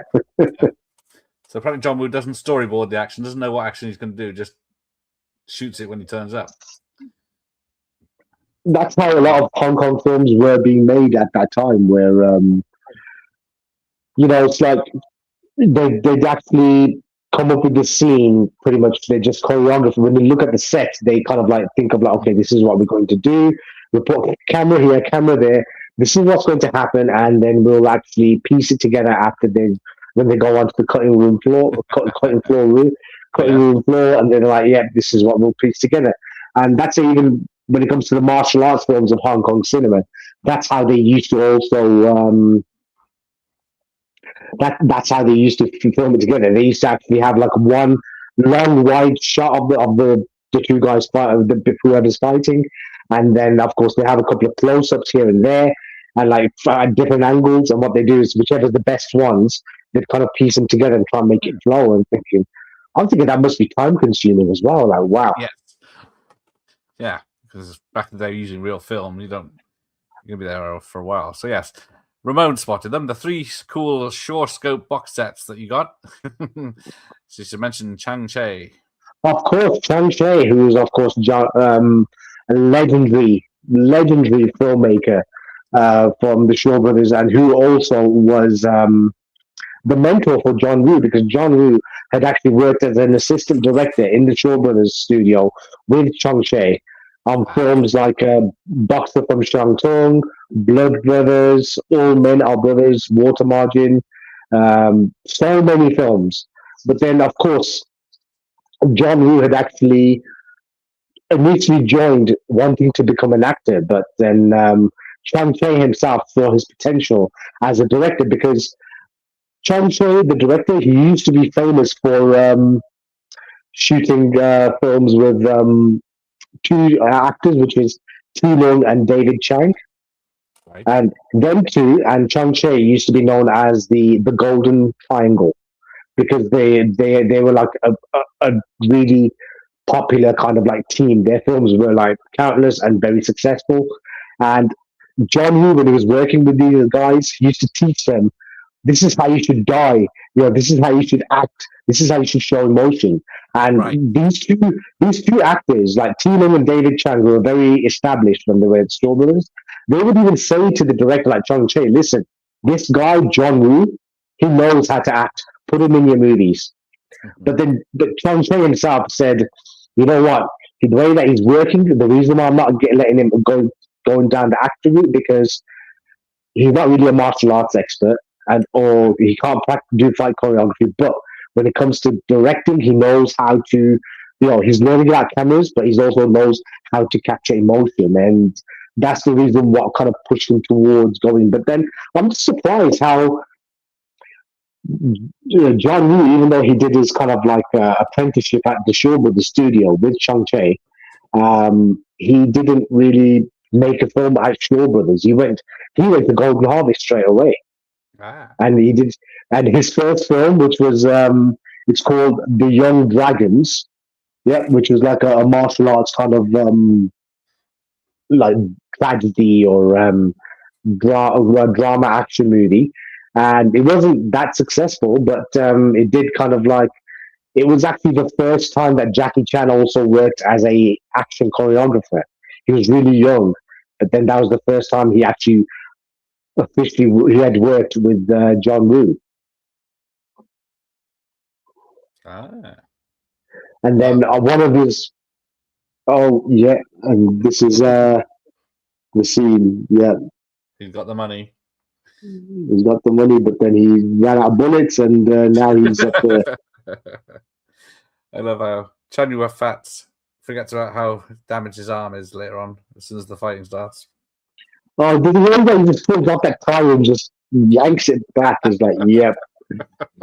It's just like, yeah, he's going out like, going out with just going to shoot his way out. I thought, wow.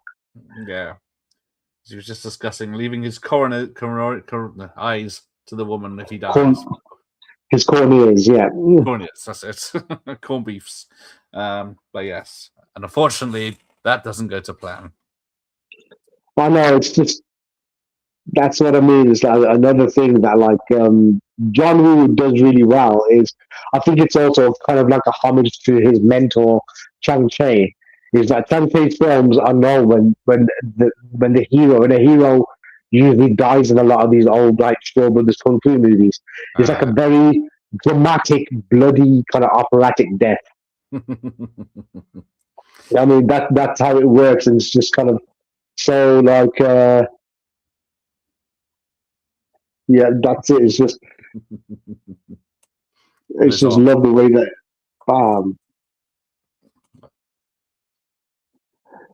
I don't know, just the ballistics in this church shootout is just absolutely fantastic. Yes, it is. It's just like put 100 squibs on this guy and then let him run through a door. I know.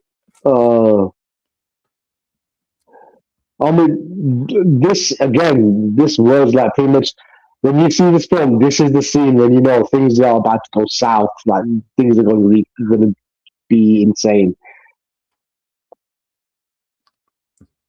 Yes. And the fact that he has to kill his best friend, just says, "Oh, I've got a bullet for you." It was polite to the bad guys to wait outside until he's done it. Yeah. Boom. The pigeon doves everywhere. Yeah, and of course, when you see the DVD or the Blu-ray, it's like you actually do see the tear come out of Chang Pat's eye, and just think like that's what we call top level acting. It's like wow, the emotions. Yeah, and he whips off his sling and makes it a tourniquet. That's it. Just like just hold back the blood. That's it. I think he's got a cut on his face at this point, but that was from a real cut from a scene earlier. Yeah, it's kept it. It's hard to see. Oh yeah, he's always been getting like injured, especially when it comes to John Woo films. Is one of the reasons why he hasn't worked with him since Hard Boiled. Right, I bet.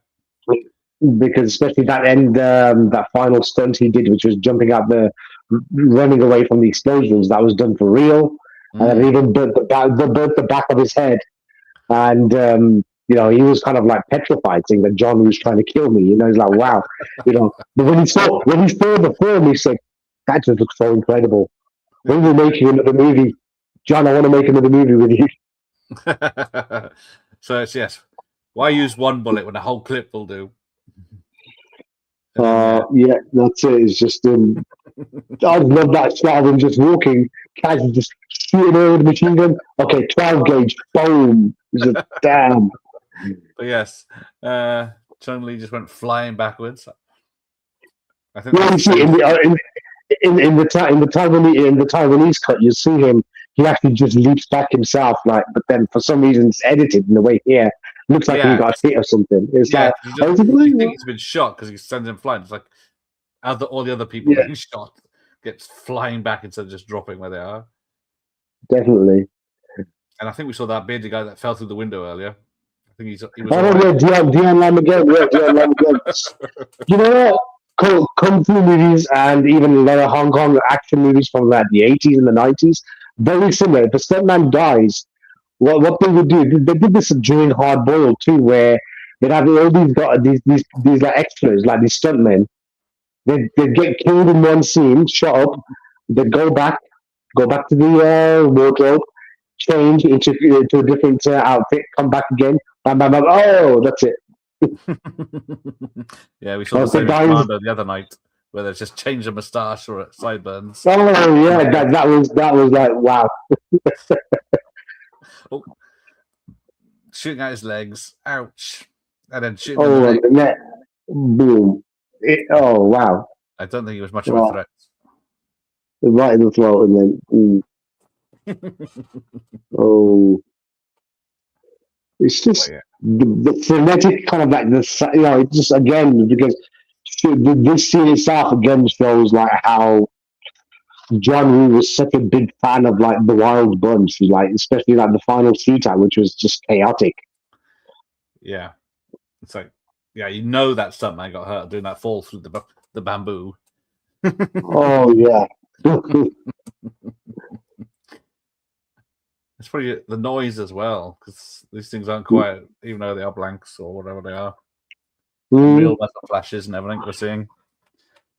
Oh, Definitely. he's down. Yeah, but the thing is, even so, there might have been, but this was not in sync sound, because bearing in mind in Hong Kong cinema at that time, is like a lot of films, predominantly, especially in the 80s, were shot like pretty much dubbed later on. They were shot silently, so they do the dubbing afterwards because Hong Kong was so noisy. Now, this is the scene, of course, where he's using Handel's Messiah and as the music score. Yeah. And this is the scene. Like this scene, this section of the movie is what kind of led Martin Scorsese to praise John Woo for his effort.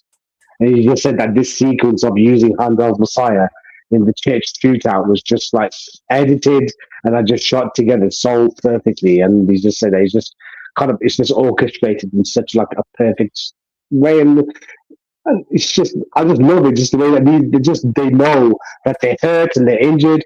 They just go out with it. You got this guy, he's got a special talent. He's got this kind of intensity in his eyes when he's shooting.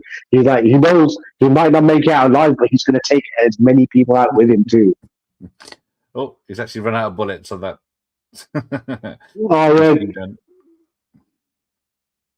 The AK-47, yep. It's like you just get a vast array of guns, like, because I think this is also John Woo's kind of like homage to like kung fu movies, like the swordplay. You see a vast array of weapons, like different type of swords and like whatnot, and then of course over here you got different types of guns, which is crazy. Yeah, that stuntman just landed on that chair, that hardwood chair right at the side, and smacked himself. Oh, yeah, exactly. Probably done without any padding or any safety, like definitely 100%. The old guerrilla style stunt filmmaking of Hong Kong cinema is just crazy. Yeah, but he was wearing a bulletproof vest again. That's what it was. That was just to kind of render it useless. But yeah, they're just walking out in style now. Yeah, and you see the dove kind of flying out as Chang Fat walks out, and then there it is. Yeah, and of course this was. Of course, it's very similar to how Roy Batty dies in Blade Runner. He says, "Time to die." It's like just release the dove. That kind of like there is like an indication that Chang Fat's not going to make it.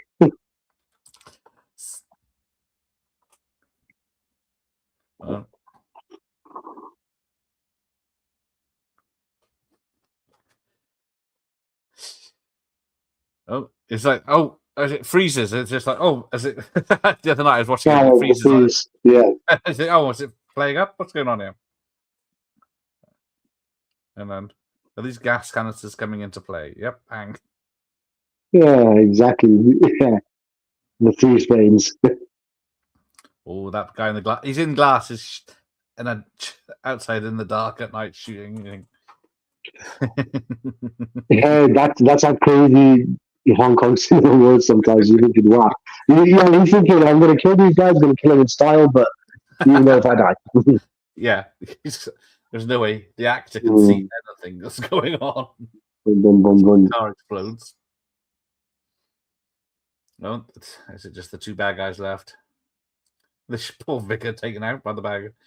Oh no, that was just. I thought that was sad. That guy was just. Come on, he's just innocent bystander. He just. He don't deserve that. I thought, why do you have to kill that guy off for? Yeah, that guy already shot at the statue and exploded it. Now he's taking out the. the vicar, or whatever he I is. know this is just, yeah, well, yeah, but this is just how like crazy it was. Looking at that was actual flames there. It's like it's actual real fire that's kind of surrounding them. So, Yeah, the penultimate kind of standoff, and yeah. I thought that threatening the bad guy's henchman. I'm going to kill this guy if you don't let her go. So it's a theme of nobility and honor that underscores everything Wu does in The Killer and keeps the movie from being reduced to a violent bloodbath resorting to gratuitousness. Yeah. of course, yeah, that's the whole thing, because John Woo himself does not actually like violent movies himself, bearing in mind. Yeah, but he says like he doesn't want to do senseless violence. He wants to show like a different side. If the actors are being violent, like the characters are violent, there has to be a moral, a reason behind it. Like there has to be some sort of kind of like code of honor and like righteousness. Dumbo, I think this is it. Yeah.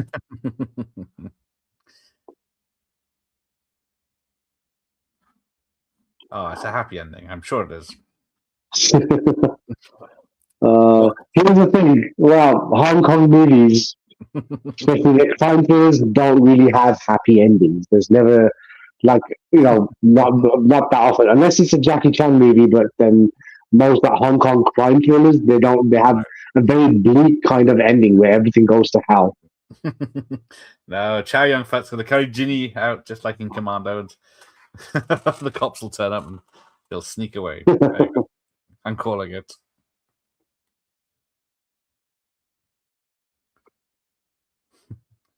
No.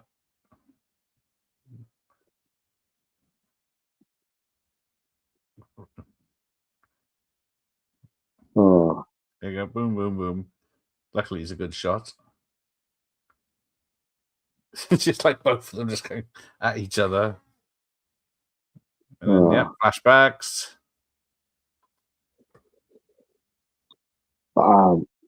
Just takes a hit. Then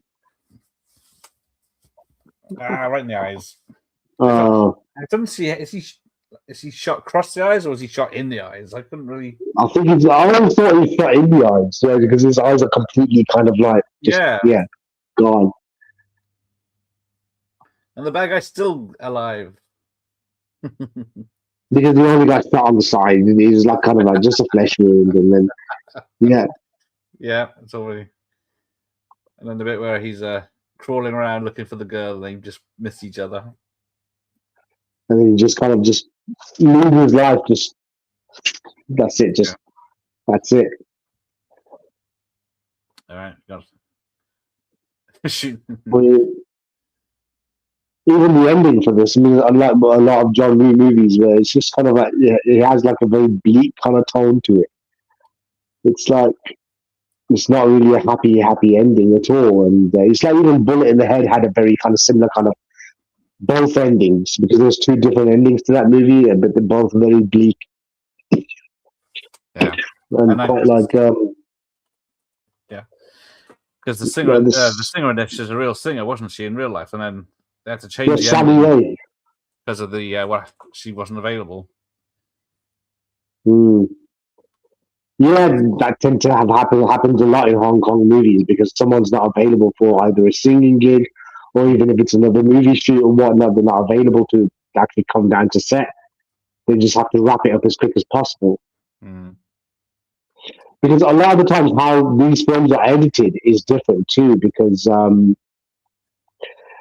they usually, because they always try to have the same window, films are pretty much shot on that day. They're actually being kind of edited pretty much in a separate room on the same set.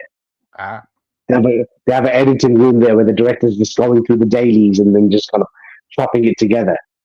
And so they kind of at least try and make get the film ready for usually for a Chinese New Year release, which was their like the most important time, best time to release a movie.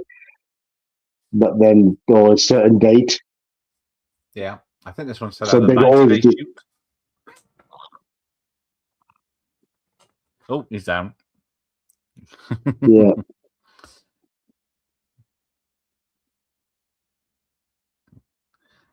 Better make sure. Yeah, and I was just trying to say, oh, please arrest me. I want protection and everything. And and he just shoots him with the 2 shots. That's it. Yep. Just because he might survive and get out. Use his connections to get away. I mean, again, very similar to how A Better Tomorrow ended. Okay. Yeah, it had a very similar kind of. I can't remember which the ones bad I've guy. seen. Bullet to the Head, Better Tomorrow, Better Horror 2. Bullets in the head. There's bullet in the head. The bullet to the head That's was the Vietnam one, isn't it? No, bullet in the head is the Vietnam one. Yeah, That's and what I then have to see. Yeah, because I think that has been on TV a couple of times before in the past as well. And yeah, I remember. Coincidentally, Bullet in the Head is also Tom Cruise's favorite John Woo film as well. Like that's like because one of the reasons why he got in for Mission Impossible 2, and he goes, "Yeah, that was my favorite John Woo film." He says, "Yeah, that's the one that he likes the most." The tea lady was Sylvia Lang. So, very important. And then one of the Carlsberg beer sponsors, and what's the other one? I think it's right at the end. The original. Yeah, Nike's one of the sponsors, and yeah, you had loads of them, like big companies. Not that I saw any of those things. I saw the silk coat, maybe. Must have been some of the copious amounts of furniture that's being trashed when bad guys just get shot. Cheap back then. Yeah. That's it. Yeah, that's what it was. And there it is. The end. There it is, man. The killer. It was just again. It's always.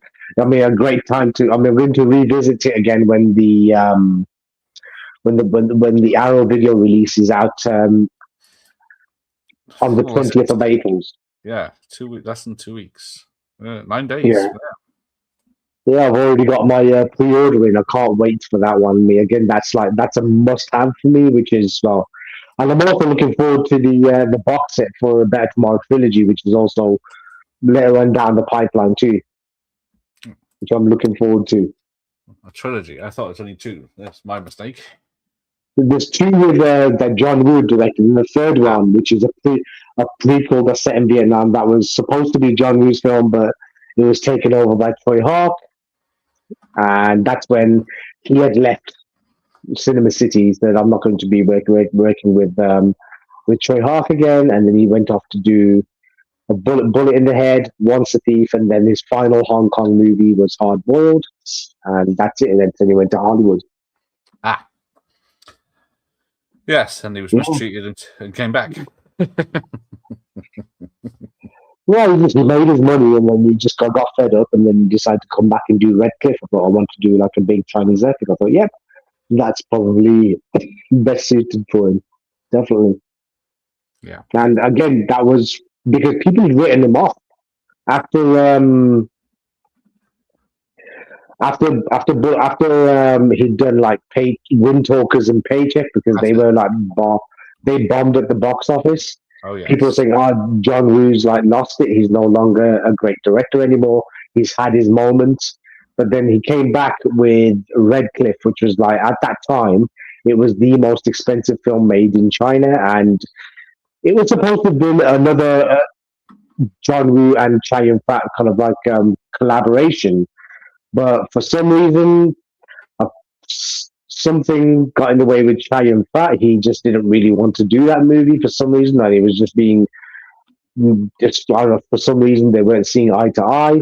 So he left, and he went to do the masterpiece, which is Dragon Ball Evolution, which is probably one of the worst rated films of all time.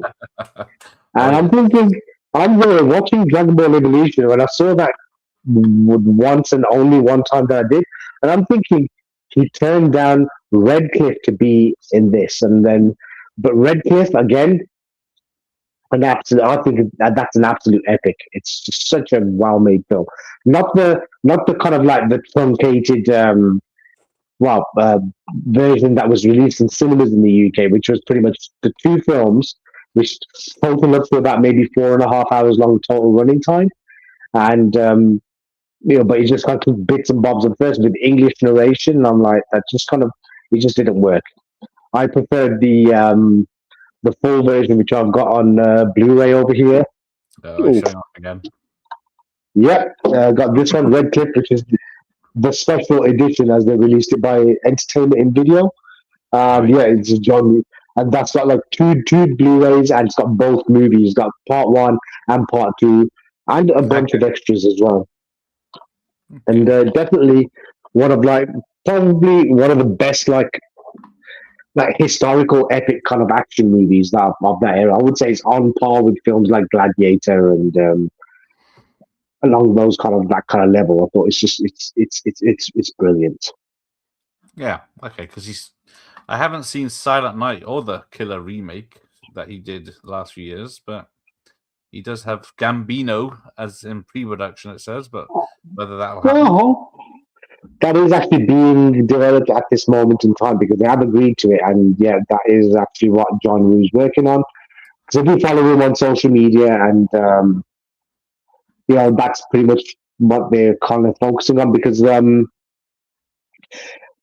film that The Killer was actually being coincidentally, The Killer was also playing at in Derby last night at the Quad. Yeah, Rick's stomping ground. Yeah, they played the double bill of The Killer and Hard Boiled, which was because Arrow Video has been kind of playing these movies like on the big screen throughout like the UK. Okay. And I missed the opportunity to watch. I saw City on Fire, but I never got to see The Killer or Hard Boiled because the timing was bad for me. It was not right, and then. Yeah, I'm thinking one of my friends who was kind of involved in these screenings, he had actually said that they were trying to get John Woo to come down to do like a Q&A.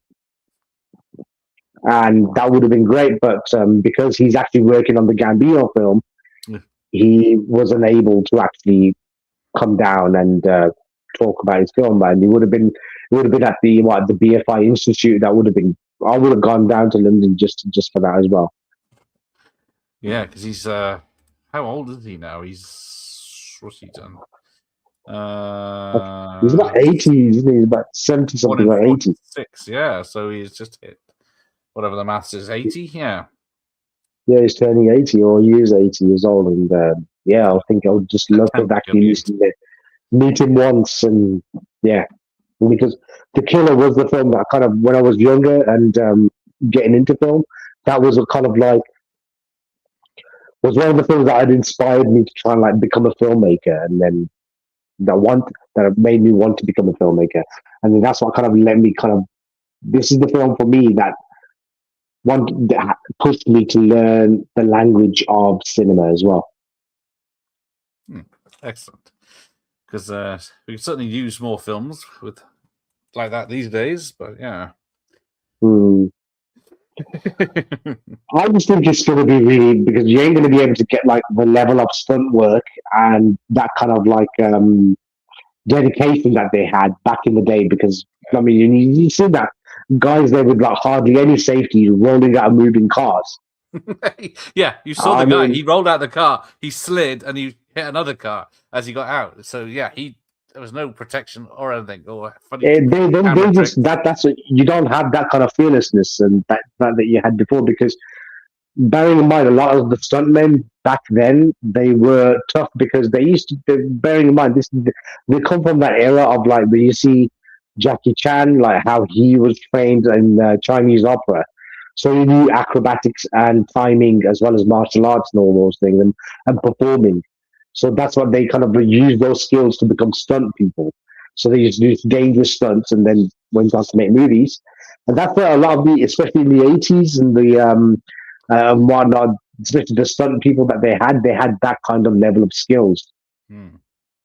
Because they were built for that. But then this day and age, it's like it's very hard to come by with like stunt people who have that level of film. And then even now with kind of how technology has advanced, I don't think any stunt people would be willing to even do something half as dangerous as what they're doing now. Like when you got green screen, why would you want someone to be like running through like explosions and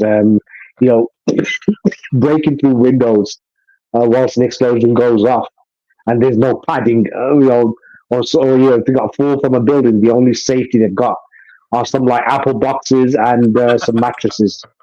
Some rotten apples. No, as in like just empty boxes. They call them the apple boxes. Like just you got those little kind of like little boxes and like you're covered with like some mattresses. That's it. That's the only safety that they used to have in those stunts. And it's just no one's willing to do that these days because they just think that it's just not point. There's no point to it. And even Jackie Chan doesn't do those kind of stunts anymore. I mean, he's what 72 now, so bless him, he can barely walk, I think. Now he can still walk, he's still active, but he isn't doing those kind of stunts anymore. I'm like, it's like fair enough.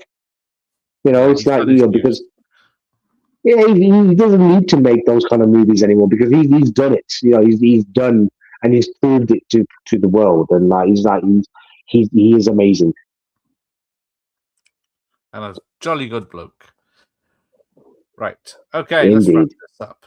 I'm sure we'll take Sid back again for another Hong Kong actioner or something similar. Something similar, yeah, definitely. I mean, whatever. Excellent. So yes, and then check out The Killer on 4K in 2 weeks if you can get hold of it. Oh yeah, definitely. I would recommend it. Yeah, it's a must-watch movie. Even if you just get the DVD, I know it's going to be not the Blu-ray. It's just going to be just as good as the release. I reckon it's going to look amazing. Yeah. And then tomorrow night we've got James Bondish Death Train with Pierce Brosnan and Patrick Stewart, a completely different action film. Wow, I haven't seen that since TV. Oh yeah, also known as Detonator. Yes, pre-James Bond Brosnan. I can't remember who wrote the book on that one. I don't think it's Frederick Forsyth. It was the other one. Anyway, I'll have to research on myself. So thank you, Sid. And until next time. And then, yeah. Till next time. Thank you. Good. Bye. Ciao, Constable. Ciao? Ciao. That's a familiar Italian expression meaning goodbye.